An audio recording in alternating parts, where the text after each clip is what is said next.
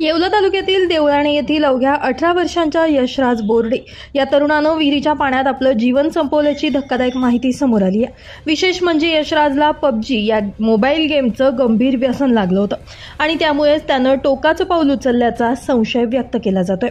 घटनास्थळी पोलीस देखील दाखल झाले असून त्यांनी पंचनामा केलाय। अधिक तपास सुरू आहे। विशेष म्हणजे यशराजनं आत्महत्येपूर्वी एक भावनिक सुसाईड नोट लिहून ठेवली होती। त्या चिठ्ठीत त्यानं आपल्या मानसिक अस्वस्थतेबद्दल लिहिलं असून त्यातून तो खूपच निराश आणि तणावात असल्याचं दिसून येते। दरम्यान या घटनेची माहिती येवला तालुका पोलिसांना समजताच त्यांनी तातडीनं मृतदेह पाण्याबाहेर काढून उपजिल्हा रुग्णालय येवला या ठिकाणी शवविच्छेदनासाठी पाठवला। या घटनेची येवला तालुका पोलिसात आकस्मिक मृत्यू म्हणून नोंद करण्यात आली आहे। दरम्यान सुसाइड नोट में यशराज ने मैंने जो किया वो पहली बार नहीं है, मैंने बहुत बार यह कोशिश की है लेकिन आज तक कामयाब नहीं हुआ, लेकिन आज लगता है मैं कामयाब हो जाऊंगा। मैं तो 5 साल पहले ही मर चुका हूँ, बस मेरा शरीर जिंदा है।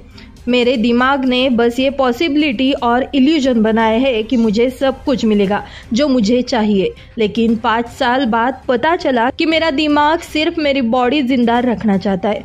सारी चीज़ें एक इल्यूजन थी और फेक थी, कभी कुछ ऐसा हुआ नहीं जैसा सोचा था। मेरा दिमाग बस मेरी बॉडी जिंदा है।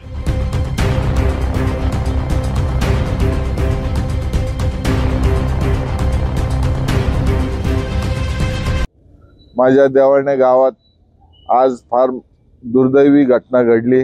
एक 19 वर्षाचा आमचा युवक युवराज आज यशराज आज पबजी खेळामुळे त्याचा अंत झाला। त्याने आज सुसाईड केली।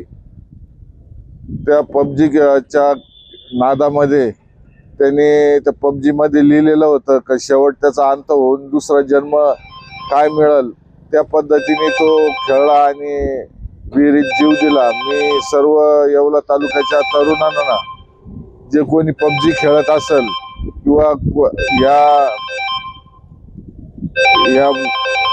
खेळाला बळी पडू नका आणि आपला जीव गमावू नका अशी मी सर्वांना आवाहन करतो। ब्युरो रिपोर्ट, नाशिक माझा न्यूज, येवला।